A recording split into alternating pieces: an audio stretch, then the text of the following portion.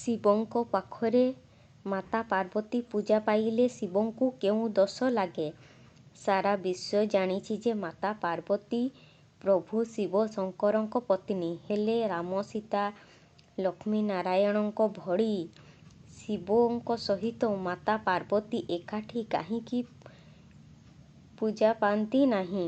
ଗୋଟିଏ ଜାଗାରେ ମଧ୍ୟ ରହି ସେମାନେ ଅଲଗା ଅଲଗା ମନ୍ଦିରରେ ପୂଜା ପାଇଥାନ୍ତି। ପୁରାଣ କହେ ଥରେ ଗୋଟିଏ ଦିନ ଶିବ ବାବାଙ୍କୁ ମାତା ପାର୍ବତୀ ଗୋଟିଏ ପ୍ରଶ୍ନ କଲେ ଯେ ଆପଣ ତ ମହାଦେବ ତ୍ରିଲୋକର ଅଧିପତି, ହେଲେ ଆପଣ ଦିନରାତି କାହାକୁ ଧ୍ୟାନ କରୁଛନ୍ତି? କାହିଁକି ଧ୍ୟାନରେ ବସୁଛନ୍ତି? ତ ଶିବ ବାବା ସେଇଠି ଉତ୍ତର ଦେଇଥିଲେ, ସାରା ସଂସାରରେ ମୋତେ ପୂଜା କରୁଛନ୍ତି, ହେଲେ ଏ ସଂସାରର ହର୍ତ୍ତା କର୍ତ୍ତା ମୁଁ ନୁହେଁ, ଭଗବାନ ବିଷ୍ଣୁ। ସେ ହିଁ ପାଳନ କର୍ତ୍ତା। ଭଗବାନ ବିଷ୍ଣୁଙ୍କ ଠାରୁ ବଡ଼ ଆଉ କେହି ନୁହେଁ। ଏହା କଥା ଶୁଣି ମାତା ପାର୍ବତୀ ବିଷ୍ଣୁଙ୍କୁ ଦେଖା କରିବାକୁ କହିଲେ। ତାହା ଶୁଣି ଶିବ କହିଲେ, ଏବେ ତ୍ରେତୟା ଯୁଗ ଚାଲିଛି। ମୋ ପ୍ରଭୁ ଏବେ ରାମ ରୂପରେ ଧାରଣ କରି ପୃଥିବୀ ପୃଷ୍ଠରେ ଅଛନ୍ତି।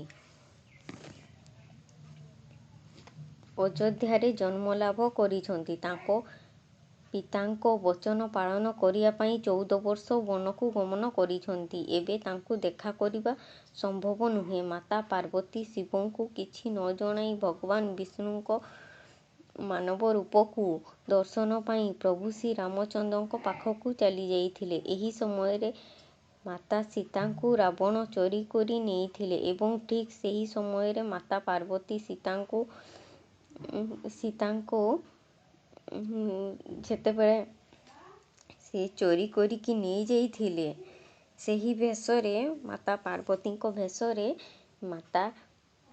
ମାତା ସୀତାଙ୍କ ବେଶରେ ପାର୍ବତୀ ଆସିଥିଲେ ଏବଂ ପ୍ରଭୁ ଶ୍ରୀରାମଚନ୍ଦ୍ର ଜାଣିପାରିଥିଲେ। ତ ସେ ଲଜ୍ଜା କରିକି ସଂକୋଚ କରିକି ସେଇଠୁ ପଳେଇ ଆସିଥିଲେ। ତାପରେ ମହାଦେବ ସବୁ ସତ କଥା ଜାଣି ପାର୍ବତୀଙ୍କ ଉପରେ ରାଗିଥିଲେ। କ୍ରୋଧିତ ହୋଇ କହିଲେ, ତୁମେ ମୋ କଥାକୁ ବିଶ୍ୱାସ କଲ ନାହିଁ। ମୋର ପତ୍ନୀ ହୋଇ ମଧ୍ୟ ମାତାଙ୍କ ରୂପ ଧାରଣ କରି ତୁମେ ଚାଲିଗଲ। ଆଜିଠୁ ମୋର ମା ତୁମେ।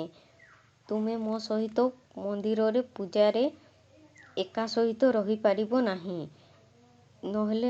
ନଚେତ୍ ମୋତେ ମାତୃହରଣର ଦୋଷ ଲାଗିବ। ସେହି କାରଣରୁ ଶିବ ସହିତ ମାତା ପାର୍ବତୀ ଗୋଟିଏ ସ୍ଥାନରେ ରହି ମଧ୍ୟ ଭିନ୍ନ ଭିନ୍ନ ମନ୍ଦିରରେ ପୂଜା ପାଇଥାନ୍ତି।